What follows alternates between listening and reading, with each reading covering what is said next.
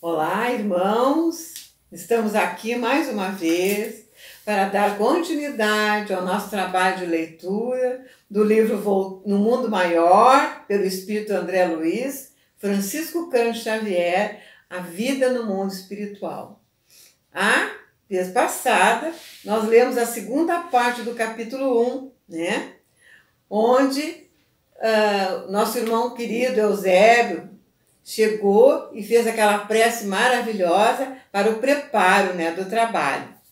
Então agora nós vamos dar continuidade. O capítulo 2, que tem por título A Preleção de Eusébio. Ereto, incendindo o tórax de suave luz, falou o instrutor comovedoramente. Dirigimo-nos a vós, irmãos, que tendes, por enquanto, desejo de aprender na bendita escola carnal. Tangidos pela necessidade, na sede de ciência ou na angústia do amor que transpõe abismos. Vencestes pesadas fronteiras vibratórias, encontrando-vos na estaca zero do caminho diferente que se vos antolha. Enquanto vossa organização fisiológica repousa à distância, exercitando-se para a morte, vossas almas quase libertas partilham conosco a fraternidade e a esperança, adestrando faculdades e sentimentos para a verdadeira vida. O que me chamou a atenção nesse parágrafo, né, meus irmãos, foi a colocação dele do exercício para a morte. E no Livro dos Espíritos, Kardec fala, né, que dormir é dormir, né, no sono, a gente morre um pouquinho. Está aqui, agora ele colocando, né, essa parte. Porque a gente sabe que eles estão dormindo, o corpo físico, né, e eles foram trazidos no sono para fazer esse trabalho. Então, é isso aqui que o Eusébio se refere, né? Vamos continuar? Naturalmente, não podereis guardar plena recordação dessa hora, em retomando o envoltório carnal, em virtude da deficiência do cérebro, incapaz de suportar a carga de duas vidas simultâneas. A lembrança de nosso entendimento persistirá, contudo, no fundo do vosso ser, orientando-vos às tendências superiores para o terreno da elevação e abrindo-vos a porta intuitiva para que vos assista nosso pensamento fraternal. Vejam bem, eles não vão lembrar de como foi todo o processo do trabalho, né? Mas vão ter reminiscência, alguma intuição, né? Eles vão armazenar no espírito, porque a gente percebe, já lemos no primeiro capítulo, que eles estão sendo preparados para trabalhos espirituais, espiritualistas, porque é geral, né? São vários espíritos de várias doutrinas, né? Então ali preparados para fazer um trabalho. Então vejam, meus amados, quando a gente percebe o trabalho que a espiritualidade faz muitas vezes para nos conduzir, vamos falar nós espíritas, para a casa espírita. Imagina quantas vezes nós não fomos levados na espiritualidade, assim, dessa maneira, quantos encontros nós não tivemos, né? Quantas vezes foi nos mostrado os livros da codificação nesses encontros, para que a gente depois viesse a ser um trabalhador espírita. E é mais ou menos esse preparo, né, que cada um de nós tem. Não, a gente não faz as coisas por acaso, né? E às vezes ele nos conduz de uma maneira, né, de diversas maneiras para chegarmos a casa. São muitos caminhos que nos levam, né? Às vezes até uma pessoa, vamos lá naquela casa espírita, né? A nossa casa, vamos falar. Vamos lá no Chiquinho, no Francisco Xavier. Eu ouvi falar dessa casa, nos levam e a pessoa não fica. E nós ficamos. Então vejam só, é um trabalho dos espíritos, né, dos nossos mentores também, que vão fazer essa tarefa junto, né, para nós chegarmos lá. Vamos continuar a nossa leitura.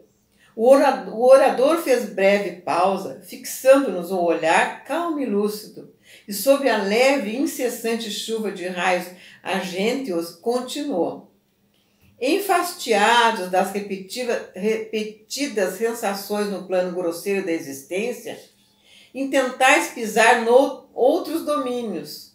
Buscai a novidade, o conforto desconhecido, a solução de torturantes enigmas. Todavia, não ouvideis que a chama do próprio coração, convertido em santuário de claridade divina, é a única lâmpada capaz de iluminar o mistério espiritual.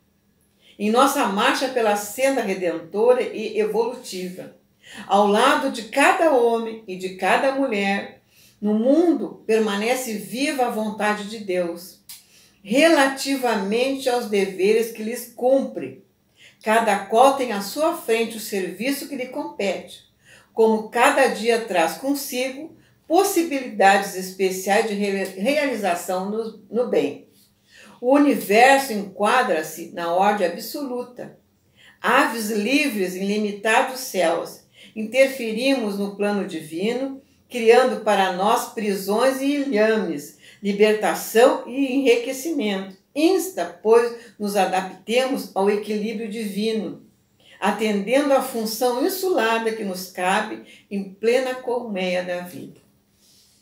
E isso aí nos reporta mais uma vez ao livro dos Espíritos, que nós não estamos meramente reencarnados para fazer uma caminhada, nós estamos aqui também para usar, né, sermos usados na criação, colaborar com a criação divina, colaborarmos nesse momento no planeta com a construção que Jesus fez no planeta Terra. Nós somos colaboradores, meus amados. Então dá para perceber, por isso, né, que a providência divina nos prepara nesse momento, assim como estamos lendo aqui no livro, para fazer as nossas tarefas. Porque às vezes a gente se envolve, né, com coisas materiais e acaba desviando o caminho. E quando nós viemos para uma tarefa mesmo, não importa qual é a religião, nós vamos abraçar. Nós viemos por uma tarefa, nós somos chamados. E está aqui o chamamento, né? Está aqui a ajuda da providência divina. Vamos continuar, que está bem interessante, né? Desde quando fazemos e desfazemos, terminamos e recomeçamos, empreendemos a viagem reparadora e regressamos perplexos para o início? Somos, no palco da crosta planetária, os mesmos atores do drama evolutivo. Cada milênio é ato breve, cada século um cenário veloz. Utilizando corpos sagrados, perdemos, entretanto, quais despreocupadas crianças, entretidas apenas em jogos infantis, o ensejo santificante da existência. Destarte, fazemo-nos reprobos das leis soberanas, que nos enredam aos escombros da morte, como náufragos piratas por muito tempo, indignos do retorno às lides do mar. Enquanto milhões de almas desfrutam bons ensejos de emenda e reajustamento, de novo entregues ao esforço regenerativo das cidades terrestres, milhões de outras deploram a própria derrota, perdida no antro recesso da desilusão e do padecimento. Então, feliz daquele que é acordado, feliz daquele que desperta, feliz daquele que começa a abrir os seus olhos de ver e os seus ouvidos de ouvir. É isso aí, né? A caminhada. Não nos reportamos aqui aos missionários heróicos que suportam as sangrentas feridas dos testemunhos angustiosos, por espírito de renúncia e de amor, de solidariedade e sacrifício. São luzes provisoriamente apartadas da luz divina e que voltam ao domicílio celeste como o trabalhador fiel regressa ao lar, finda a cotidiana tarefa. Referimos-nos às vastas multidões de almas indecisas, presas da ingratidão e da dúvida, da fraqueza e da dissipação, almas formadas à luz da razão, mas escravizadas à tirania do instinto. Ainda não saíram, né, do instinto, ainda estão presas, né? E num rasgo de humildade cristão, Eusébio continuou: falamos de todos nós, viajores que extravagamos no deserto da própria negação, de nós, pássaros de asas partidas, que tentamos voar ao ninho da liberdade e da paz, e que, no entanto, ainda nos debatemos no chavascal dos prazeres de ínfima estofa. Por que não represar o curso das paixões corrosivas que nos flagelam o espírito? Por que não sofrear o ímpeto da animalidade em que nos comprazemos desde os primeiros laivos de raciocínio? Sempre o terrível dualismo da luz e das trevas, da compaixão e da perversidade, da inteligência e do impulso bestial. Estudamos a ciência da espiritualidade consoladora desde os primórdios da razão e, todavia, desde as épocas mais remotas, consagramo-nos ao alvitamento e ao morticínio. Bem interessante essa colocação do irmão Eusébio, porque se a gente vai se reportar para a trajetória da humanidade terrena, desde o começo, né, que a gente vai, vamos pegar de Moisés para cá, né? Quanta crueldade! O cristianismo passou por tudo isso. E cada vez nós repetimos a mesma coisa, porque nós somos os mesmos espíritos. E tem aquela frase: assim caminha a humanidade. Nós viemos caminhando. E como fala aqui bem claro, né? Com toda essa questão. Vamos ler mais um pedacinho que está bem interessante. Esse parágrafo agora nos elucida muito bem isso aí. Cantamos hinos de louvor com Krishna, aprendendo o conceito da imortalidade da alma. À sombra das árvores augustas que aspiram os cimos do Himalaia.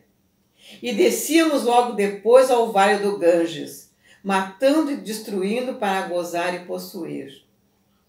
Soletrávamos o amor universal com Siddhartha, Gautama, e perseguíamos os semelhantes em aliança com os guerreiros singaleses e hindus. Fomos herdeiros da sabedoria nos tempos distantes da esfinge e, no entanto, da referência aos mistérios da iniciação, passávamos a hostilidade sanguinolenta nas margens do Nilo, acompanhando a arca simbólica dos hebreus, né? Moisés. Reiteradas vezes liamos os mandamentos de Jeová, contidos nos rolos sagrados, e desatentos os esquecíamos ao primeiro glamour da guerra aos filisteus. Chorávamos de comoção religiosa em Atenas e assassinávamos nossos irmãos em Esparta.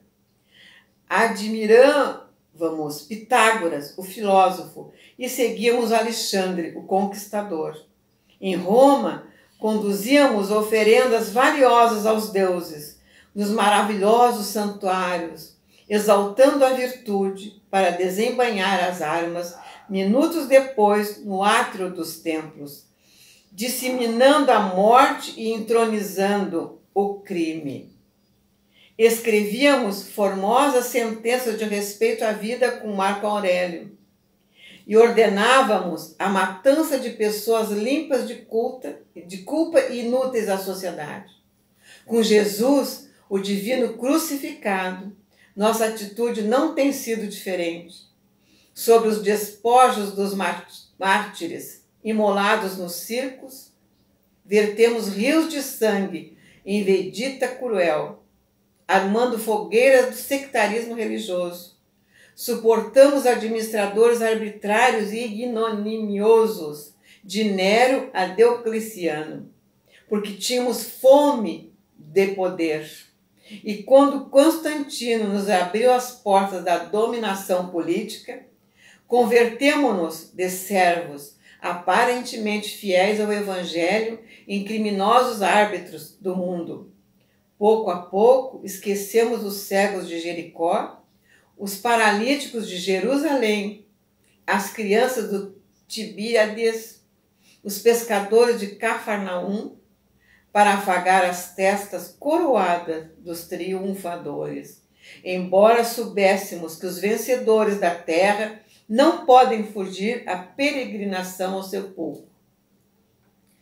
Tornou-se a ideia do reino de Deus fantasia de ingênuos, pois não largávamos o lado direito dos príncipes, sequiosos de fastígio mundano. Ainda hoje, decorridos quase 20 séculos sobre a cruz do Salvador, benzemos baionetas e canhões, metralhadoras e tanques de assalto em nome do Pai magnânimo, que faz refulgir o sol da misericórdia sobre os justos e sobre os injustos. Então aqui vejam bem, Eusébio passou por toda a história da nossa caminhada. E muitas vezes renegamos a nossa mediunidade. Nos rebelamos, não aceitamos às vezes aquele compromisso, né? Eu estou falando de nós espíritas, irmãos. Quantos de nós, né, achou que não era tempo de começar? Achou que dentro daquele trabalho que foi nos oferecido, ainda tínhamos muitas coisas para realizar materialmente e dizíamos que era mais tarde, que ainda era cedo para iniciar. Então, essa lição que Eusébio está nos passando é grandiosa, para nos alertarmos que a gente sabe que a caminhada do cristão não é fácil, né? Mas que nós temos que lembrar que hoje em dia não existe mais o circo dos horrores, dos leões, das fogueiras. Hoje nós temos discernimento para abraçar um trabalho espiritual. E aqui está todo o exemplo, né? Muito lindo mesmo. Vamos continuar. É por essa razão que nossos celeiros de luz permanecem vazios. O vendaval das paixões fulminantes de homem e de povos passa ululante de um a outro polo, a semear maus preságios. Até quando seremos gênios demolidores e perversos?